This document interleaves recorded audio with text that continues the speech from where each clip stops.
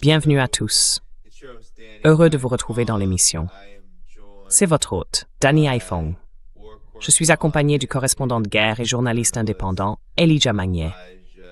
N'oubliez pas d'aimer la vidéo en arrivant. Cela aide à améliorer la visibilité de l'émission dans l'algorithme de YouTube. Mais Elijah, bienvenue à nouveau. Bonjour et merci de m'avoir invité. Bien sûr. Eh bien, Elijah, je voulais aller droit au développement ici, en particulier le blocus. Je voulais te poser des questions à ce sujet, d'accord? Parce que cela intervient juste après le soi-disant cessez-le-feu. Je voulais connaître ta réaction. Il semble que ce blocus soit en cours. Des rapports d'Al Jazeera indiquent qu'il y a plus de 10 000 soldats américains, ainsi qu'un certain nombre de destroyers et de navires, naviguant autour du détroit d'Ormuz. Pas dans le détroit, mais autour.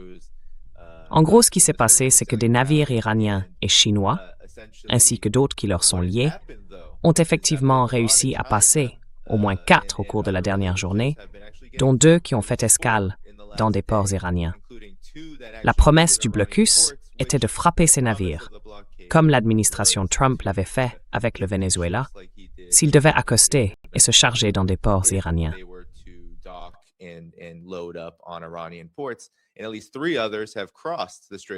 Au moins 3 autres ont traversé le détroit d'Ormuz depuis le début effectif de ce blocus. Peut-être pouvez-vous aider le public à comprendre, Elijah, quel rôle ce blocus joue-t-il désormais dans cette guerre? Et comment l'Iran, et bien sûr ses partenaires et amis, la Chine étant le plus important, ont-ils réagi en condamnant cette situation, tout en tenant leur promesse de continuer à naviguer dans le détroit d'Ormuz et de faire ce qu'ils jugent nécessaire avec l'Iran? Que signifie tout cela? Où en sommes-nous aujourd'hui dans cette guerre?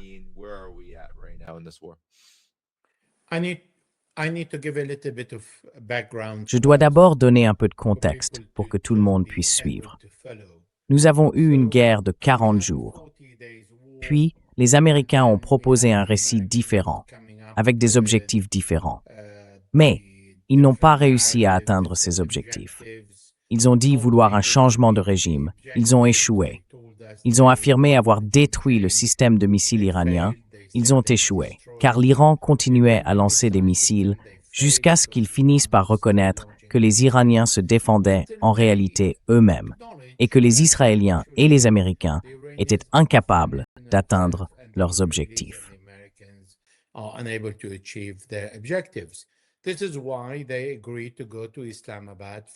C'est pourquoi ils ont accepté de se rendre à Islamabad pour le premier cycle de discussion. C'est intéressant, car c'est là que tout a commencé. À la fin des discussions, le vice-président américain Vance a déclaré que ces pourparlers avaient échoué. À mon avis, ils n'ont pas échoué. Ils n'étaient jamais destinés à aboutir à un accord dès leur première rencontre, après 40 jours d'une guerre très brutale. Ils étaient censés échanger des idées, fixer des limites, se mesurer les uns aux autres, tester leurs frontières respectives. Et puis, nous avons quelque chose d'intéressant venant de Donald Trump. Il dit « Je n'accepte pas 90%, je n'accepte pas 95%, je veux 100%. » I don't accept 90%. I don't accept 95%. I want 100%. That says a lot because it means they have Cela en dit long, car cela signifie qu'ils ont atteint plus ou moins 90% de ce que Donald Trump voulait et de ce que les Israéliens voulaient. Au bout du compte, il s'agit d'une réunion de négociation israélienne. C'est une guerre israélienne, ce n'est pas une guerre américaine. Ensuite, les Américains ont décidé de mettre en place un blocus autour de l'Iran. Or, cela ne fonctionne pas, et nous avons déjà vu, dans les premières heures du blocus, le mouvement des cargaisons. Les Américains ne peuvent pas empêcher le pétrole iranien d'être vendu à la Chine, car il mettrait alors en danger la sécurité nationale de la Chine. L'économie et l'énergie chinoises sont une ligne rouge pour la Chine. Red line for China. Therefore, the Americans are caught now Ainsi, les Américains se retrouvent désormais pris entre l'impossibilité de mettre pleinement en œuvre le blocus comme ils le souhaitaient, et en même temps, nous voyons que les Iraniens ne se montrent pas très sévères concernant les mouvements et le passage dans le détroit d'Ormuz. Ensuite, nous apprenons que les deux parties vont en réalité se rencontrer, peut-être à Vienne, peut-être à Genève, mais dans un pays européen.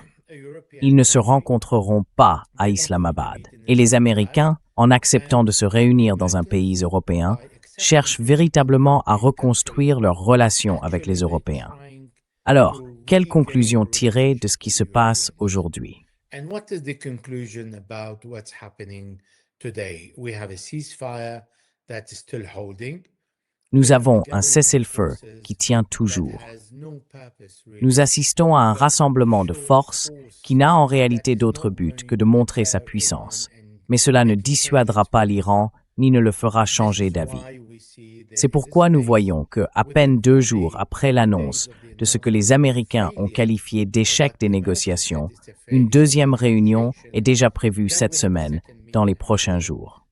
Cela signifie que le blocus ne fonctionne pas et ne fonctionnera pas, non pas parce qu'il n'aura aucun effet sur l'Iran, il en aura, mais il ne le paralysera pas, puisque l'Iran dispose d'une liaison ferroviaire avec la Chine via l'Ouzbékistan.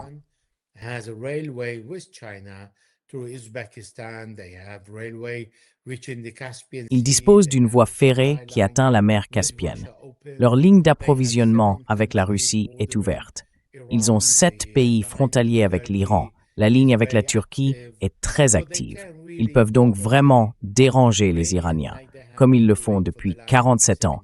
Mais cela n'aura pas l'effet que Donald Trump souhaite ou veut nous faire croire. Au bout du compte, il essaie, mais il finira par revenir à la table des négociations. Est-ce une bonne chose? Pour les Américains, oui, car cela offre une échelle à Donald Trump pour redescendre de l'arbre sur lequel il est monté à propos de l'Iran, puisque l'Iran est en position défensive. Mais pas pour Israël, qui voulait le chaos en Iran.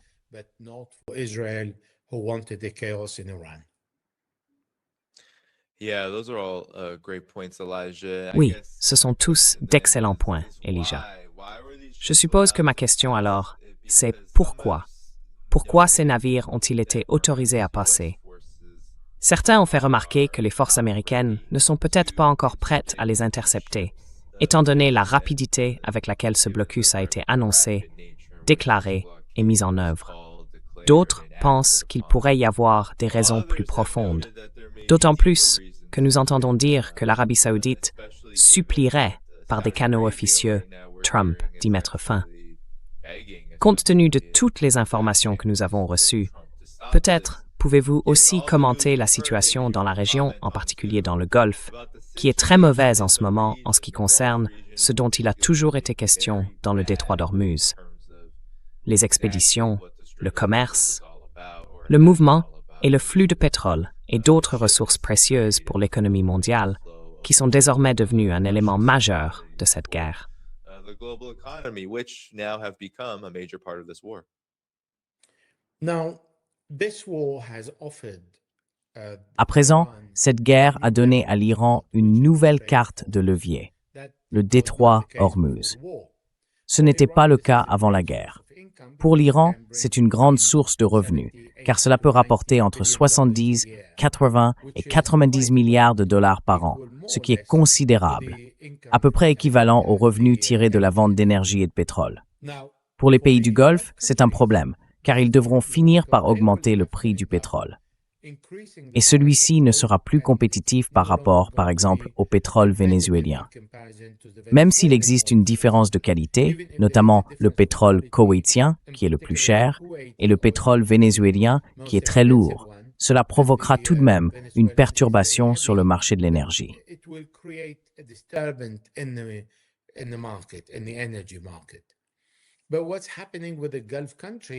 Ce qui se passe avec les pays du Golfe, c'est que, d'abord, ils sont extrêmement en colère contre l'Iran. Le niveau de haine envers l'Iran n'a jamais été aussi élevé. Néanmoins, d'un autre côté, ils comprennent désormais que les Américains sont incapables de se défendre eux-mêmes puisqu'ils n'ont même pas protégé leur propre base. Ils sont également incapables de défendre les pays arabes qui leur ont offert des bases en dépensant des milliards de dollars.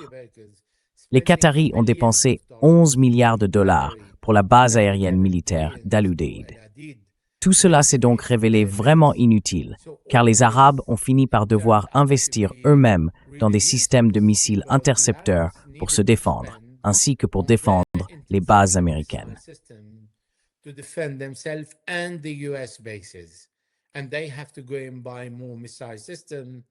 Et ils doivent aller acheter davantage de systèmes de missiles pour défendre les bases américaines et eux-mêmes, parce que les Américains ont déployé toutes leurs forces en Israël. Et ce n'est pas leur guerre. Ils n'ont pas été consultés lorsque les Américains ont décidé de la commencer, ni lorsqu'ils sont allés s'asseoir avec les Iraniens, ce qui n'a fait que révéler leurs limites.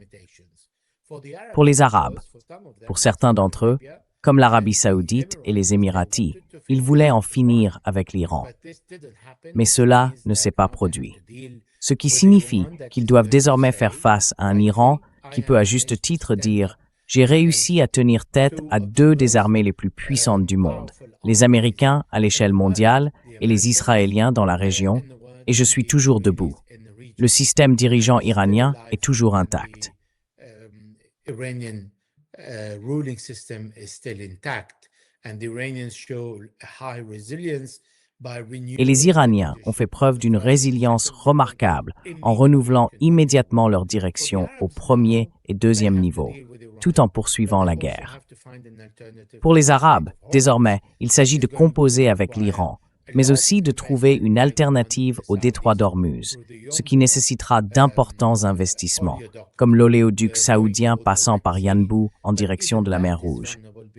Mais même celui-ci reste vulnérable, car les Ansarullah au Yémen se trouvent à l'angle de Bab el-Mandeb et peuvent le bloquer. Le message adressé aujourd'hui aux Arabes est donc qu'ils doivent vraiment établir un accord de sécurité avec l'Iran afin que les peuples de la région puissent assurer eux-mêmes leur sécurité. C'est d'ailleurs ce que Javad Zarif, l'ancien ministre iranien des Affaires étrangères, avait proposé aux Arabes lorsqu'il faisait partie du gouvernement iranien sous la présidence de Rouhani, mettre en place un accord de sécurité leur permettant de veiller eux-mêmes à leur propre sécurité.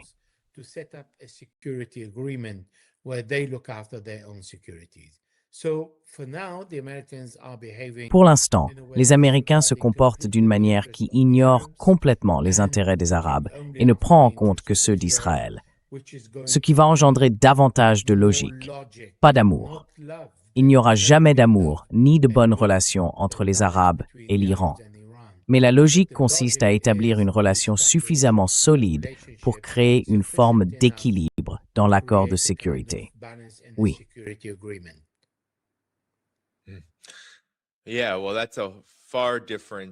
Oui, eh bien, c'est une situation bien différente, Elijah, de ce que nous avons connu, surtout au cours du dernier mois et demi, mais en réalité depuis bien avant cela. Donc, ma prochaine question pour toi est la suivante. Est-ce que cela signifie que l'administration Trump, les États-Unis et même Israël, dans une certaine mesure, compte tenu de sa dépendance envers les États-Unis à bien des égards, sont maintenant en train de battre en retraite? Malgré tout ce discours sur le blocus et sur la destruction des navires, s'ils, tu sais, passent par là, et sur le fait qu'ils frapperont tous les navires d'attaque rapide de l'Iran et tout le reste, est-ce que cela signifie en réalité que c'est l'inverse qui se produit? Que les États-Unis se préparent à régler ce conflit, étant donné que tous les développements que tu as évoqués sont très défavorables pour eux? Qu'en penses-tu?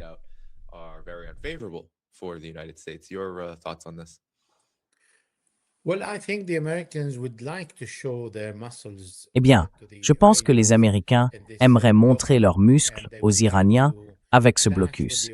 Ils voudraient se confronter à eux jusqu'à un certain point, juste pour montrer au monde comment ils peuvent couler tel ou tel navire, ou qu'ils ont intercepté un pétrolier ou autre. Ils veulent démontrer quelque chose. Du côté iranien, ils ne vont pas leur donner la possibilité ni la chance de le faire, car l'Iran a réagi, mais n'a pas pris l'initiative d'attaquer. Les Américains, en revanche, ont toujours pris l'initiative d'attaquer. C'est ainsi que cette guerre a commencé. Donc si les Américains veulent maintenir le rythme tel qu'il est aujourd'hui, comme nous l'avons vu, pas d'affrontement, pas de provocation, nous les avons vus rester à au moins 200 kilomètres des limites iraniennes autour du port de Chabahar.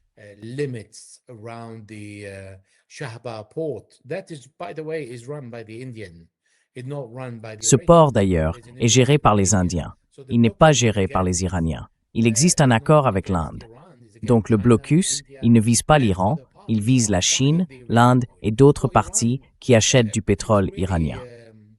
Pour l'Iran, c'est vraiment négligent. L'Iran est plus ou moins indifférent aux décisions américaines, car 30% du pétrole chinois provient d'Iran, et l'Iran vend environ 1,5 million de barils par jour à la Chine. Avec la hausse du prix du pétrole, cela joue en faveur de l'Iran et de la Russie d'ailleurs. Cela joue un rôle très important. Pour l'instant, les Américains ne provoquent pas les Iraniens, et inversement. Ce que l'on observe aujourd'hui, c'est davantage de discussions sur la possibilité d'une rencontre, où elle aurait lieu, quel en serait l'ordre du jour, et quelles concessions l'une des parties pourrait accorder à l'autre.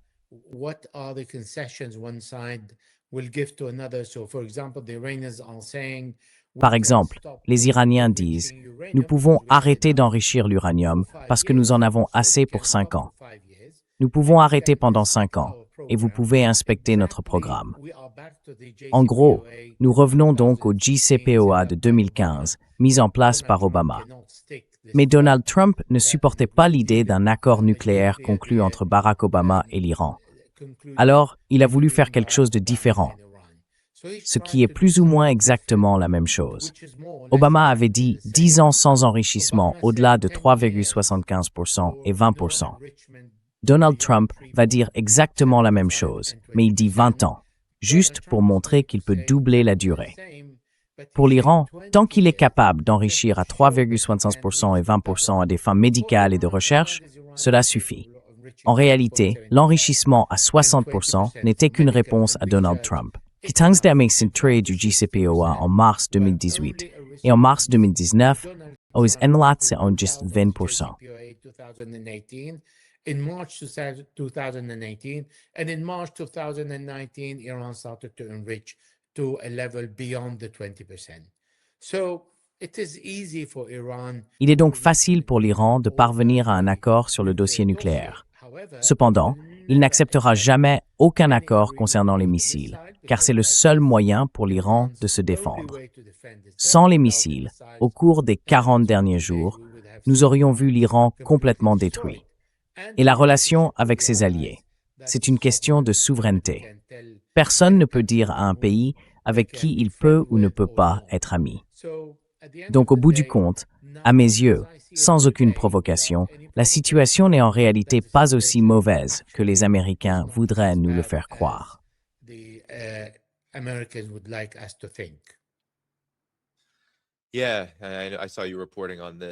Oui, j'ai vu ton reportage à ce sujet. La Chine étant la première à briser le blocus, l'Iran ne retenant pas ses livraisons ni ses activités dans le détroit d'Ormuz, simplement parce que les États-Unis ont proféré ces menaces. Donc tu sais, à partir de là, Elijah, je suppose qu'une grande partie de ce qui va se passer ensuite, et de ce qui se passe en ce moment, reste encore un échange de conditions dans cette guerre.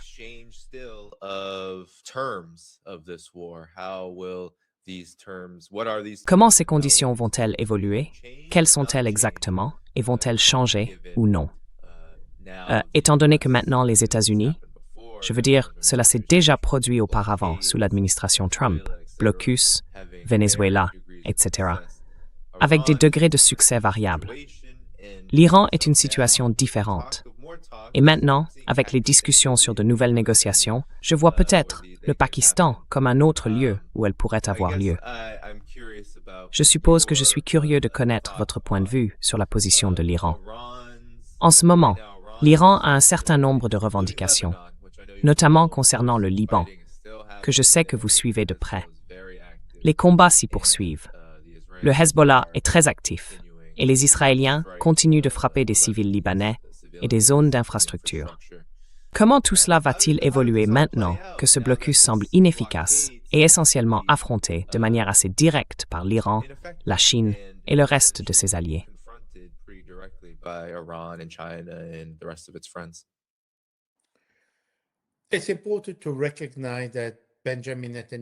Il est important de reconnaître que Benjamin Netanyahou a réussi à diviser les deux fronts, le front iranien et le front libanais.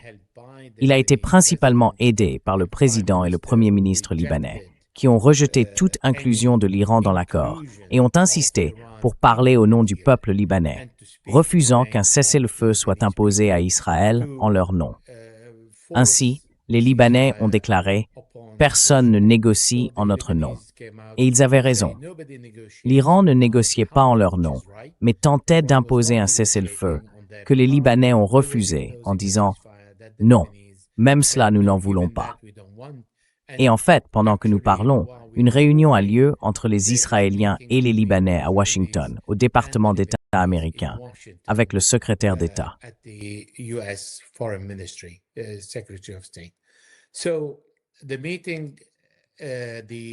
Ainsi, lors de cette réunion, les Libanais y vont complètement à découvert. Ils n'ont aucun levier. Ils ne peuvent rien offrir à Israël si ce n'est la peau du Hezbollah. Et mettre le Hezbollah sur la table pour les Israéliens n'est pas quelque chose que le gouvernement libanais puisse faire, car les Israéliens sont incapables de tuer, de détruire ou de désarmer le Hezbollah.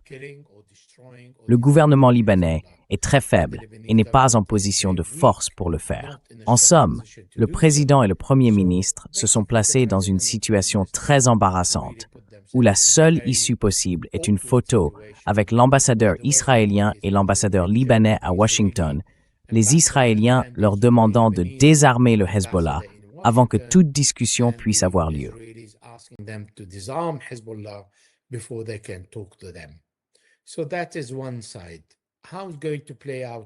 Voilà pour un côté. Comment cela va-t-il se passer pour l'Iran? Parce que les Libanais ont dit « Nous nous occuperons de nous-mêmes ». Alors le Hezbollah et Israël continueront de se battre. Et ce combat va se poursuivre. Il ne va pas s'arrêter, pas la semaine prochaine, parce que les Israéliens veulent occuper le village de Binjbeil et créer un autre type de zone de sécurité, mais non composé de villages complètement détruits, semblables à Rafah. C'est ce qu'a promis le ministre israélien de la Défense, Israel Katz, dès le tout début du renouveau de ce conflit, en disant « Nous transformerons tous ces villages exactement comme nous avons transformé Rafah, qui est complètement détruite. »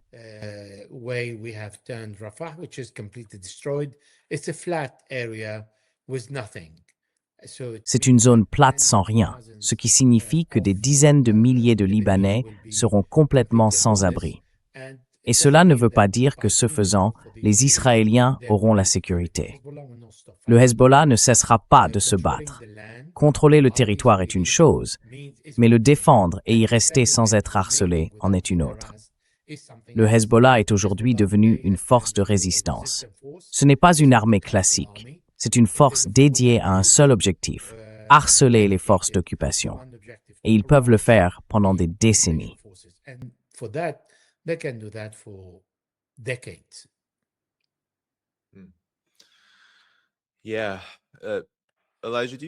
Oui, Elijah, vois-tu un scénario dans lequel la façon dont je vois les choses évoluer, c'est que l'administration Trump des États-Unis semble, tout en parlant, mener une sorte de jeu de guerre très dur et de grande ampleur. C'est le cas. Elle est engagée dans un cessez-le-feu, et même son blocus, comme tu l'as écrit, et peut-être peux-tu aussi développer là-dessus, pourrait nuire à l'Iran, mais ne le briserait pas. L'administration américaine le sache. Vois-tu un scénario dans lequel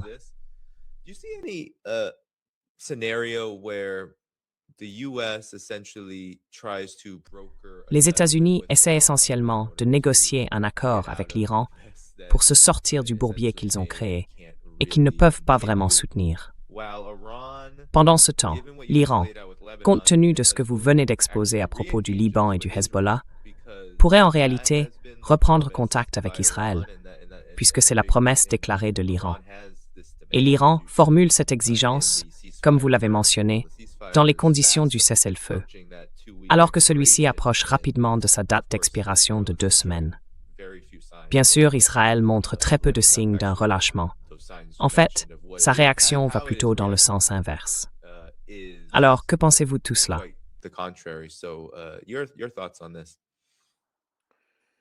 So basically, what US Vice En gros, President ce que le vice-président américain Vance nous a dit est assez important. Il a déclaré que les négociations avaient échoué. Mais ensuite, nous avons le premier ministre israélien, Benjamin Netanyahou, qui affirme recevoir chaque jour un rapport de l'administration américaine et que M. Vance l'a contacté sur le chemin du retour vers Washington pour lui annoncer la nouvelle. Netanyahou a même appelé Vance pendant la réunion à Islamabad, ce qui signifie que Benjamin Netanyahou n'a aucun problème à offenser le peuple américain et l'administration américaine en disant « Eh bien, en réalité, l'administration américaine me rend compte de ce qui se passe, afin que je puisse lui dire ce qu'elle doit faire, ce qu'elle ne peut pas faire, ce que j'accepte et ce que je n'accepte pas. »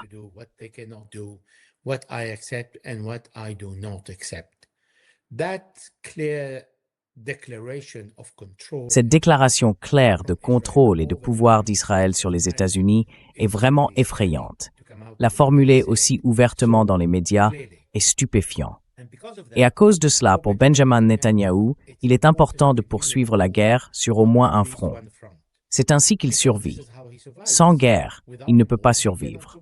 Donc, s'il y a un accord entre les Américains et les Iraniens, disons que les Iraniens acceptent de ne pas enrichir d'uranium pendant 10 ans, comme dans l'accord sous Barack Obama. Alors Donald Trump peut dire « Eh bien, je suis satisfait ». Et Benjamin Netanyahou peut accepter ce résultat, car ni Netanyahou ni Trump n'ont réussi à détruire l'Iran ni à changer son système de gouvernement.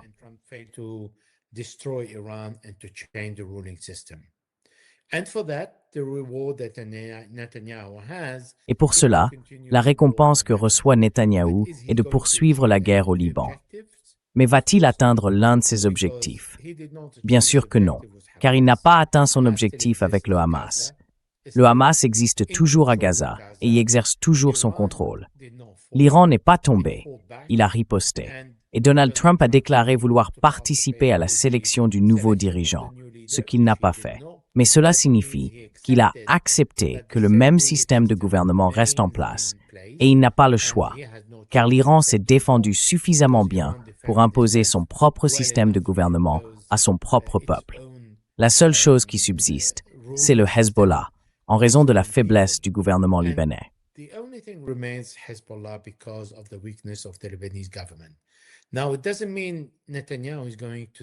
Cela ne veut pas dire que Netanyahou va réussir au Liban. Il pourrait remporter quelques victoires tactiques, comme la prise de la ville de Bint Jbeil. C'est là que feu Saïd Hassan Nasrallah avait un jour déclaré qu'Israël était plus faible qu'une toile d'araignée. Netanyahou peut s'en vanter, mais il n'est plus pris au sérieux par son propre peuple. Pour la première fois, lorsqu'il a prononcé ce discours au cours des dernières 48 heures, les médias israéliens n'ont pas rapporté ses propos ni répété ce qu'il avait dit, parce qu'ils en ont assez. Ils ne le croient plus. Ils le voient répéter les mêmes choses encore et encore, sans rien accomplir.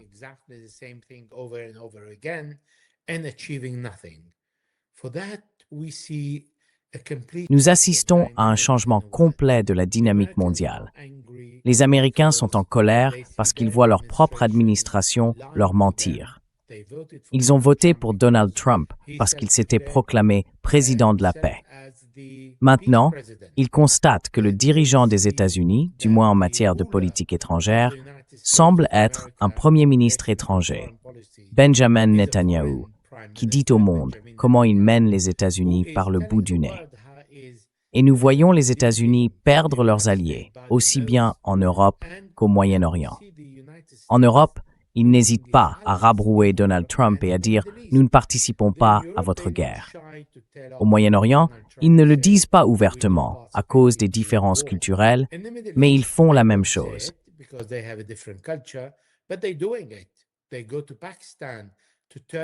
Ils vont au Pakistan, en Turquie, en Chine, pour conclure des accords avec eux, des accords de sécurité. Et ensuite, ils regardent les Américains comme pour dire « Eh bien, comment osez-vous nous parler maintenant ou essayer de nous imposer quoi que ce soit? Nous n'allons pas nous opposer à vous. » Sinon, les Américains pourraient renverser tous ces régimes. Le Koweït, l'Arabie saoudite, Bahreïn, les Émirats, et les transformer sous la bannière de la révolution de couleur et de la démocratie. Mais les Américains ont perdu leur influence au Moyen-Orient, et ils ont perdu leur influence en Europe. L'Europe aujourd'hui, en particulier le Royaume-Uni, a dit aux Américains « Non, je ne participerai pas à la surveillance du détroit d'Ormuz. L'OTAN ne va pas soutenir l'Amérique. »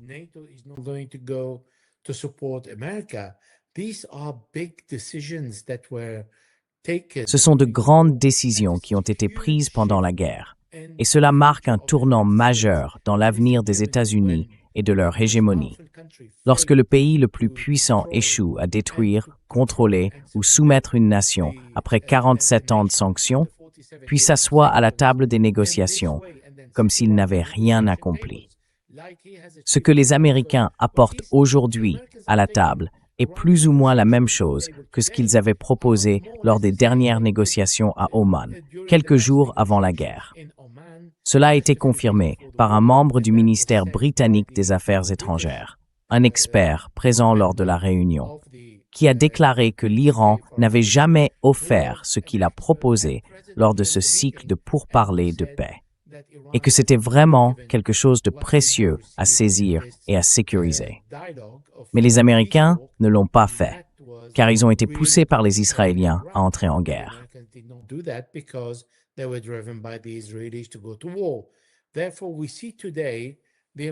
Par conséquent, nous voyons aujourd'hui que les Américains acceptent et continueront d'accepter ce que l'Iran a déjà proposé à la table des négociations.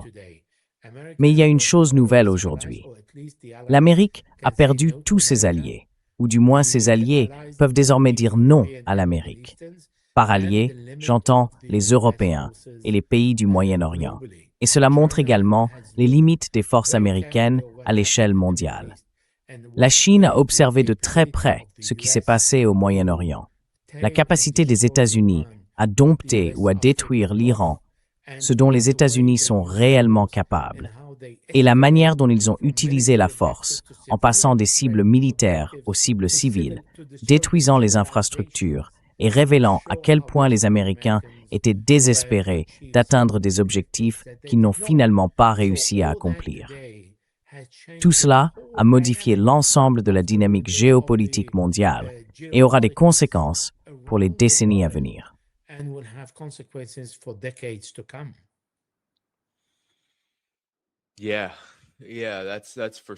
Oui, oui, c'est certain.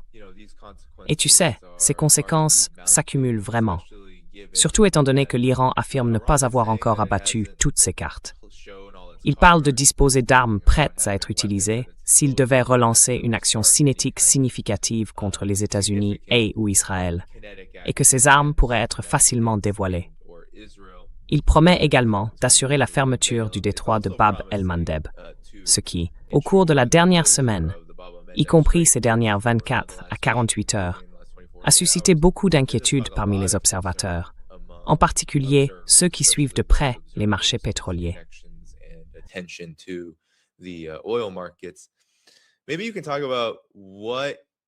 Peut-être pourriez-vous parler plus précisément de ce que vous croyez en matière de stratégie, de dynamique et de mouvement de cette guerre. Quelle serait non seulement la signification, mais aussi, je suppose, le déclencheur possible de la fermeture du détroit de Bab el-Mandeb? Parce que cela, à mon avis, du moins d'après ce que j'ai vu, et la manière dont les gens en parlent, dont les observateurs en parlent, serait une catastrophe majeure. Que le détroit d'Ormuz soit sous le contrôle concerté et affirmé de l'Iran, et que le détroit de Bab el-Mandeb soit contrôlé et surveillé de cette manière, probablement par Ansar Allah, peut-être aussi par l'Iran. Qu'en pensez-vous? Quelle est la question? Désolé. Ah, eh bien, qu'est-ce que ce serait? Quel serait le déclencheur possible de la fermeture du détroit de Bab el-Mandeb? Et pourquoi est-il important d'en parler? Parce qu'il y a, je pense, beaucoup d'inquiétudes parmi les observateurs. Et l'Iran a déclaré qu'il était prêt à ce que cela se produise si les choses dérapaient à nouveau avec les États-Unis.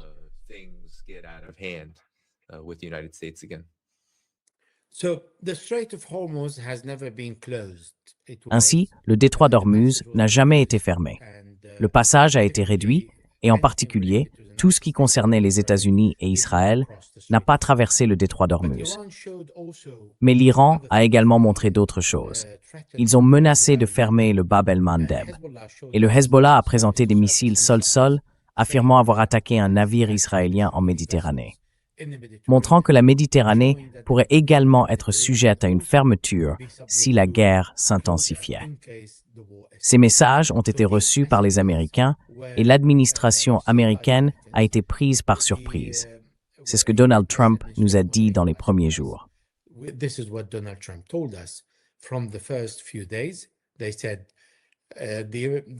Trump a dit qu'il ne s'attendait pas à ce que les Iraniens réagissent contre les pays arabes. Puis il a ajouté qu'il ne s'attendait pas à ce que les Américains les attaquent dans le Golfe. Il ne s'attendait pas à ce que les Américains imposent une limite au passage par le détroit d'Ormuz.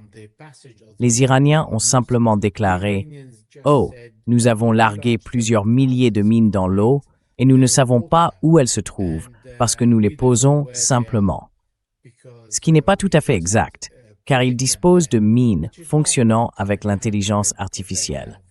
Ils ont des mines électroniques, des mines traditionnelles, et ils savent exactement où chacune d'elles se trouve.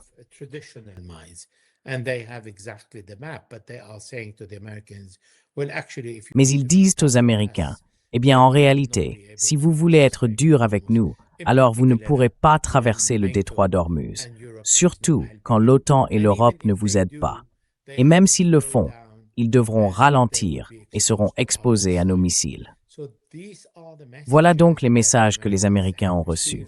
Et je pense, à mon avis, que c'est pour cela qu'ils n'agissent pas trop brutalement. Même si cela n'exclut pas la possibilité qu'ils essayent encore d'attaquer un navire, un pétrolier ou autre chose. Mais ils ne seront pas aussi agressifs qu'ils voulaient nous le faire croire lorsqu'ils ont pris cette décision.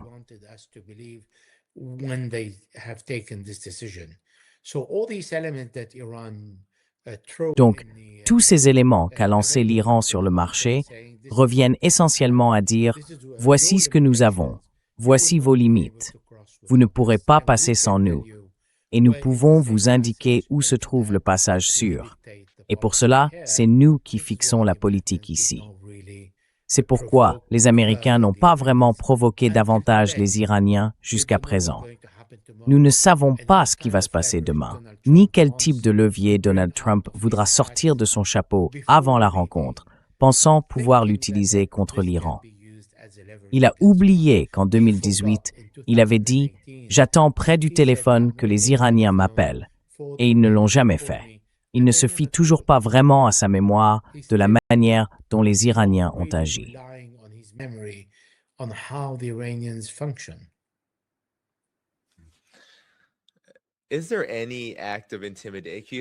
Y a-t-il un acte d'intimidation? Parce qu'on a l'impression que l'administration Trump, Donald Trump lui-même, a adopté une approche fondée sur l'intimidation pour obtenir des résultats dans les négociations, n'est-ce pas?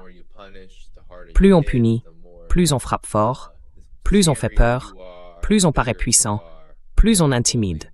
Cela devrait, en théorie, mener à un certain résultat dans les discussions. Voyez-vous un scénario dans lequel cela pourrait fonctionner, ne serait-ce qu'un peu, avec l'Iran? Et si ce n'est pas le cas, cela semble signifier qu'il ne reste plus vraiment d'options pour l'administration Trump, à part peut-être deux devant lui. Poursuivre la guerre et en assumer les conséquences, l'intensifier à un niveau plus large, ou commencer à discuter sérieusement de ce à quoi pourrait ressembler un règlement raisonnable, non seulement pour les États-Unis, qui ne pensent toujours qu'à eux-mêmes, mais aussi pour les Iraniens. L'Iran, votre avis?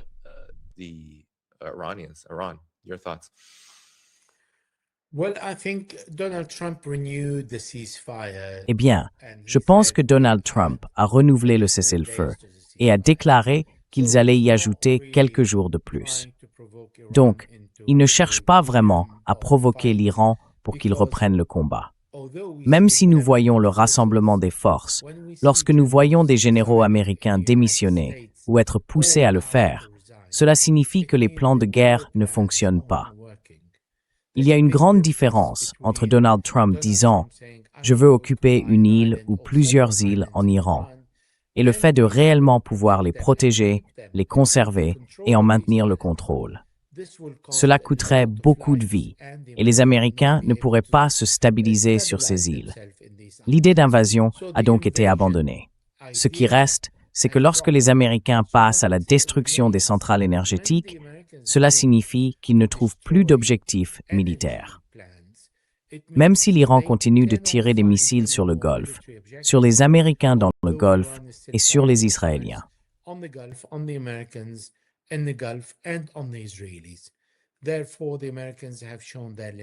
Par conséquent, les Américains ont montré leurs limites dans cette guerre, et les Iraniens ont appris à faire face à une superpuissance écrasante qui contrôle le ciel, plus ou moins. Mais cela montre aussi comment l'Iran, avec ses 1648 000 km², peut réellement se défendre. Cette option est donc écartée. Quant à la destruction des installations énergétiques, eh bien, les Arabes ont dit aux Américains que si vous faisiez cela, les Iraniens ont promis de détruire les leurs. Et l'infrastructure énergétique au Moyen-Orient est extrêmement fragile. Elle a coûté des milliards de dollars, mais il ne faut que quelques drones, chacun coûtant environ 10 000 dollars, pour les détruire. C'est le type de dégâts qui a été infligé aux installations gazières qataries. Le Qatar a déclaré avoir dépensé 26 milliards de dollars pour celle-ci, et ensuite 2 drones ont causé des dommages d'une valeur de 2 milliards.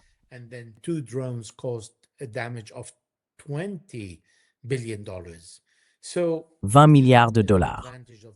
Ce n'est donc pas à l'avantage des pays du Golfe, et ils en ont vraiment assez de ces décisions irrationnelles qui n'aboutiront à rien en Iran. Si ces objectifs étaient réellement atteignables, alors les Arabes soutiendraient Donald Trump. Ils n'aiment pas l'Iran. Mais comme ils ne le sont pas, parce que les Iraniens ont montré qu'ils pouvaient se défendre, parce qu'Israël et les Américains ont tout essayé et épuisé la liste des cibles, c'est là que les Arabes disent « Non, arrêtez. Il est important que vous arrêtiez maintenant, car nous ne pouvons pas supporter davantage de dégâts. » Il y a donc un cessez-le-feu.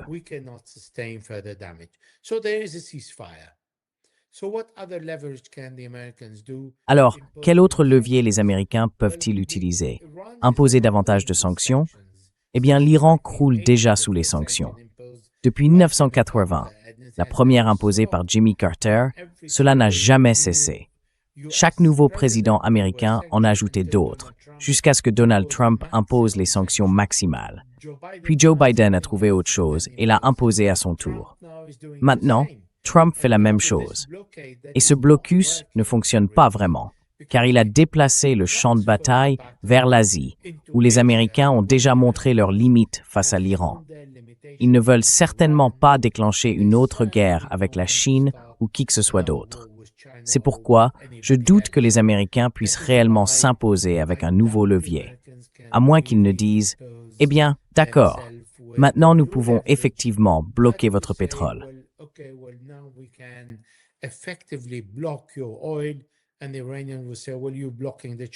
Et les Iraniens diront « Eh bien, vous bloquez le pétrole chinois parce que c'est nous qui le vendons. » Et je ne sais pas si les gens se souviennent du moment où Donald Trump a dit « Je vais donner aux Iraniens la possibilité de vendre leur pétrole. » Ils avaient 400 millions de barils de pétrole en mer. Et l'Iran a répondu « Non, merci.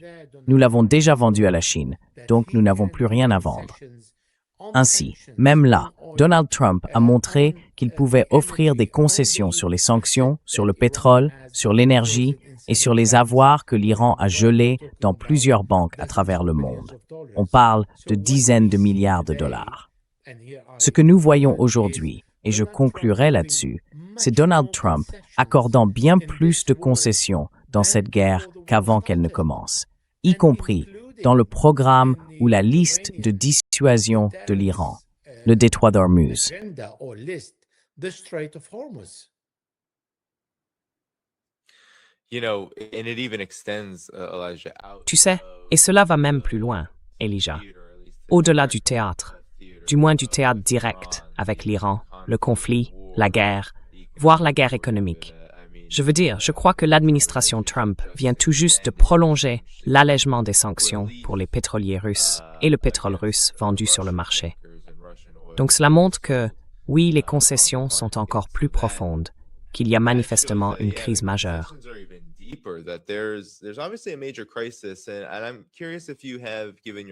Et je suis curieux, compte tenu de votre longue expérience dans la couverture des guerres dans la région, en particulier en Asie occidentale, s'il existe ici un précédent.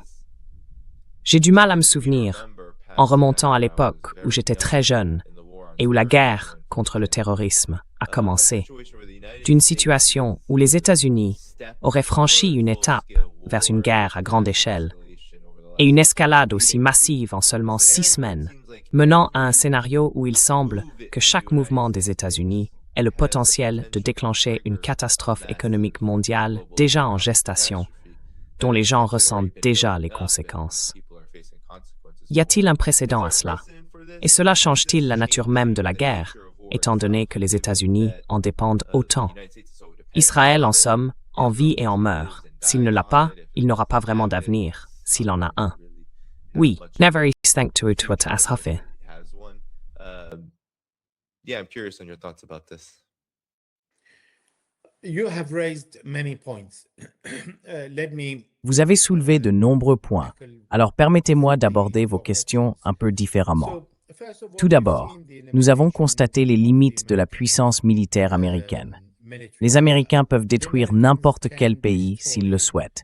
Ils disposent d'un grand nombre de bombes, d'une puissance aérienne considérable, de capacités incroyables. Oui, mais ensuite, la destruction ne signifie pas atteindre ses objectifs. Il ne s'agit pas ici du Venezuela, mais de l'Iran, ni même de l'Afghanistan. Les Iraniens ont déjà eu affaire à l'Afghanistan par le passé, et ils entretenaient de mauvaises relations avec les Afghans jusqu'à ce que les Américains arrivent et rétablissent en réalité les relations entre l'Iran et l'Afghanistan.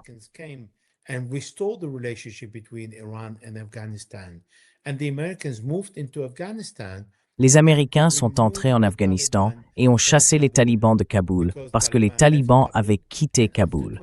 Et après 20 ans, ils l'ont rendu aux talibans. En Irak, c'est une catastrophe. L'Irak n'est pas un pays indépendant. Les Irakiens ne peuvent pas choisir leur propre premier ministre. Ils n'ont pas leurs revenus pétroliers versés sur leur propre compte, car ils vont à la réserve fédérale des États-Unis. Les Américains contrôlent le ciel, permettent aux Israéliens de venir bombarder les forces de sécurité irakiennes. Ils occupent donc le pays, et ils ne savent pas quoi en faire. Ils ne savent pas comment le gouverner depuis 2003. Alors oui, ils ont renversé Saddam Hussein, mais qu'ont-ils fait du pays ensuite?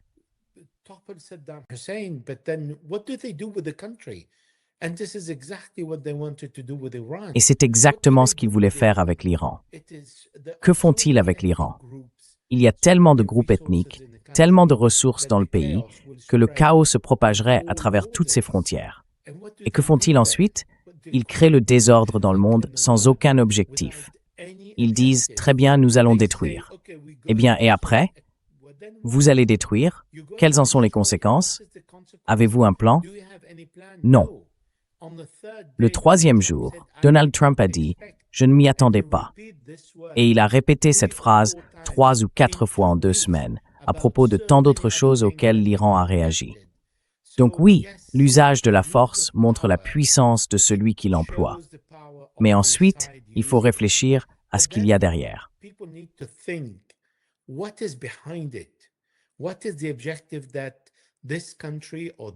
Quel est l'objectif que ce pays, cette entité ou cette armée cherche à atteindre? Et est-il réalisable ou non? Jusqu'à présent, nous avons vu Israël incapable d'atteindre quelque objectif que ce soit contre des acteurs étatiques ou non étatiques, ce qui montre les limites du pouvoir lorsque la culture et l'idéologie sont mal comprises. Maintenant, si l'on regarde ce que fait Donald Trump dans cette guerre, je vais vous donner un autre angle, une autre perspective, la relation avec l'Europe. Donald Trump a donné à la Russie la possibilité de vendre du pétrole à plus de $100 le baril. Pourquoi fait-il cela? Parce qu'il cherche à se venger des Européens. Il leur dit, « Vous ne voulez pas m'aider. » He's saying to the Europeans, you don't want to help me. I'm going to make Russia rich again by Je vais rendre la Russie à nouveau riche en vendant du pétrole russe sur le marché. Tandis que les Européens essayent depuis le 22 février 2022, date du début de la guerre en Ukraine, de détruire l'économie russe. Et Donald Trump dit aux Européens, vous allez payer le prix de ce qu'il considère comme un mauvais comportement. Mon propos, en vous disant cela, est que nous avons la personne la plus puissante de la planète, à la tête du pays le plus puissant et de l'armée la plus puissante, qui réagit sous le coup de la colère. Ce n'est pas ainsi que les choses devraient se passer. Même si je veux écrire un article, je ne peux pas le faire sous l'emprise de la colère. Je dois rester un peu équilibré. Vous voyez donc un dirigeant mondial réagir avec colère, nuisant à la fois à ses alliés et à ses ennemis, mais sans objectif clair.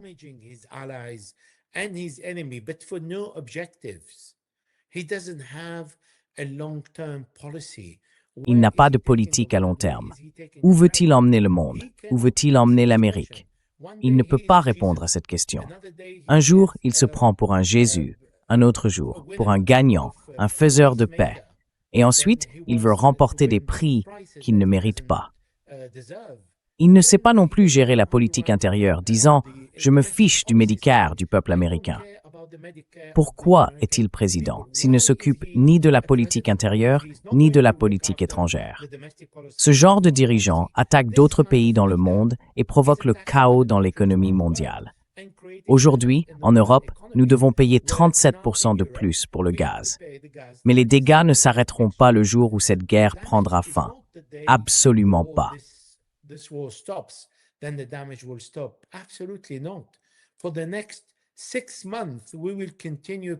Au cours des 6 prochains mois, nous continuerons à payer la facture supplémentaire et les coûts énergétiques plus élevés à cause de ce genre de décision.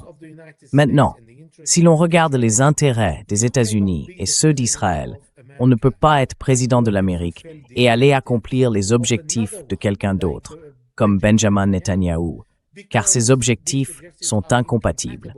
Et vouloir simplement lui faire plaisir ne fonctionne pas.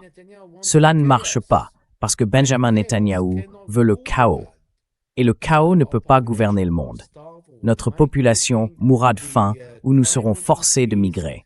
La criminalité augmentera, la pauvreté augmentera et le manque de bonne nourriture fait grimper les prix à des niveaux impossibles. Tout cela parce que Donald Trump a été convaincu par Benjamin Netanyahou d'aller en guerre sans aucun objectif clair. C'est ce que nous voyons aujourd'hui.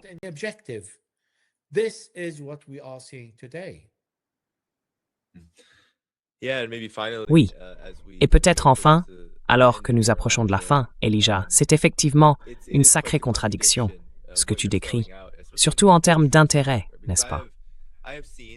Parce que j'ai vu, et j'ai aussi soutenu, que les États-Unis soutiennent évidemment Israël, parce que beaucoup, du moins parmi les hauts gradés, considèrent Israël non seulement comme un ami idéologique, si tant est qu'on puisse l'appeler ainsi, mais aussi comme servant certains objectifs militaires, peut-être expansionnistes et hégémoniques.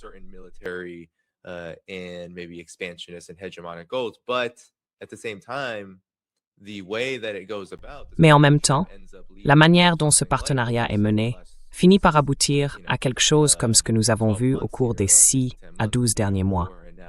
La guerre de juin, et maintenant celle-ci, où il semble que les résultats, et c'est peut-être vrai depuis plus de 20 ans, conduisent les États-Unis à devoir réduire leur présence, diminuer leur influence, voire parler de la nécessité de se retirer de la région pour y répondre. Et cette guerre a montré que oui, plus on s'engage sur cette voie du chaos, comme l'escalade à laquelle les États-Unis allaient inévitablement aboutir, plus on se retrouve avec un problème majeur sur les marchés. then you have a major problem with the markets. You have a major problem with the Gulf allies. Vous avez un problème majeur avec les alliés du Golfe. Tout cela. Il y a un risque que les intérêts américains s'effondrent, soient anéantis, réduits. C'est déjà en partie le cas, mais cela pourrait devenir encore pire. Quelle est votre réaction à cela? Parce que je pense que c'est en quelque sorte l'aspect matériel de ce que vous disiez à l'instant, sur la manière dont les intérêts américains sont en réalité entravés, même l'Empire. Les intérêts impériaux sont en fait freinés par cette recherche du chaos. Désolé pour ça. Attendez, continuez. Oh, sorry about that. Hold on. Continue. Some people think that Donald Trump is out. Certaines personnes pensent que Donald Trump ne fait que suivre l'argent, ou qu'il veut contrôler l'énergie, ou encore qu'il veut être un grand homme. Mais il n'est pas si facile de contrôler l'énergie. Il ne peut pas la contrôler, car il en perd, en réalité, la maîtrise. Bien sûr, il peut gagner un peu d'argent, et ses amis autour de lui peuvent spéculer et en profiter lorsqu'il déclare un lundi, avant l'ouverture du marché. Eh bien, je parle avec les Iraniens, et je suis en train de conclure un accord. Il peut donc jouer avec les prix, et c'est illégal d'ailleurs.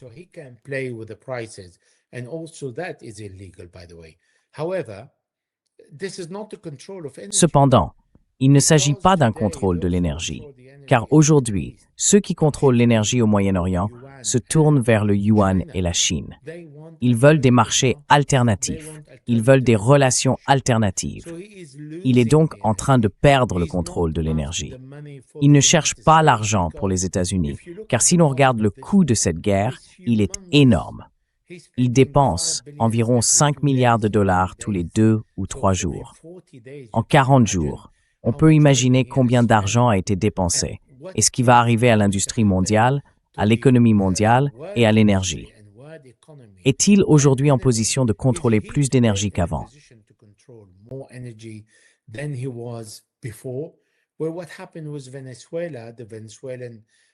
Eh bien, ce qui s'est passé, c'est que le pétrole du Venezuela est lourd et c'est l'une des plus grandes réserves du monde. Mais il faut investir énormément d'argent pour le rendre exploitable.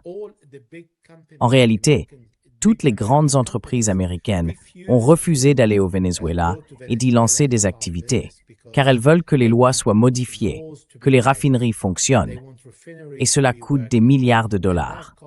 Elles ne sont pas prêtes à investir maintenant dans un marché aussi instable. Donc non, les gens ne sont pas vraiment très précis quand ils disent qu'ils cherchent l'argent ou l'énergie. Il le dit et il nous laisse le penser. Mais ce qu'il a fait avec l'énergie aujourd'hui, il ne l'a pas maîtrisé. Il ne contrôle pas mieux l'énergie maintenant qu'il y a 40 jours avec la guerre contre l'Iran.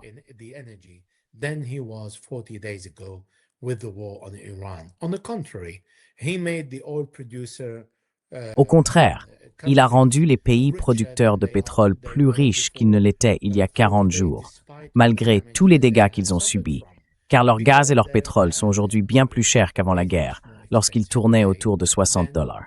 Et aujourd'hui, les prix fluctuent. Ils ont atteint 120, 110, 100, 96, 92, puis sont remontés à 100 $. Ils gagnent donc énormément d'argent, mais pas Donald Trump. Il n'a pas le contrôle. Ce qu'il veut, avec toute sa mise en scène, c'est nous faire croire qu'il contrôle la situation. En réalité, il ne le fait pas. Il est confus. Il ne sait pas ce qu'il dit. Il ne sait pas quoi faire ensuite. Il essaye de garder l'attention constamment centrée sur ce qu'il fait. Peut-être à cause de l'affaire Epstein, peut-être pour d'autres raisons. Peut-être est-ce la seule chose qu'il sait faire. C'est pourquoi il va afficher la photo de Jésus et se met lui-même dans cette position.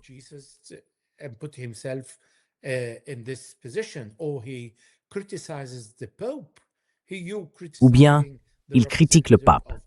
Vous critiquez le représentant de 2,5 milliards de chrétiens dans le monde. Pourquoi fait-il cela? Encore une fois, c'est simplement pour attirer l'attention. Ce n'est pas une politique. Ce n'est pas quelque chose dont le peuple américain peut tirer profit. Les gens doivent s'éloigner des comédies, des mises en scène et aller à l'essentiel. Qu'ont-ils accompli? Qu'a accompli Donald Trump pour eux? Leur vie aujourd'hui est-elle meilleure qu'hier? ou qu'il y a un an et demi? Gagne-t-il plus d'argent aujourd'hui? Paie-t-il moins pour les services publics et les biens qu'ils achètent? Le monde est-il un endroit plus sûr? L'un de ces actes a-t-il été positif et constructif pour le peuple américain ou pour le reste du monde? Eh bien, la réponse, à tous les niveaux, est non. Les gens doivent donc vraiment réfléchir attentivement avant de voter pour un président la prochaine fois.